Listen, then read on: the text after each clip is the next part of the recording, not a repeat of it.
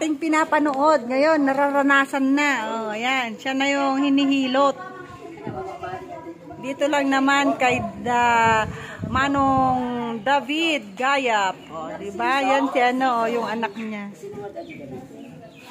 David Gayap. Narciso Gayap. Sino ba ti David? Ay, manong mo. Ay.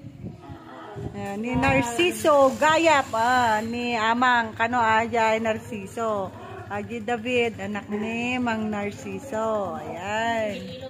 At taga gililot, anak mo't ni Mang Narciso, kabsat ni David. Ayan.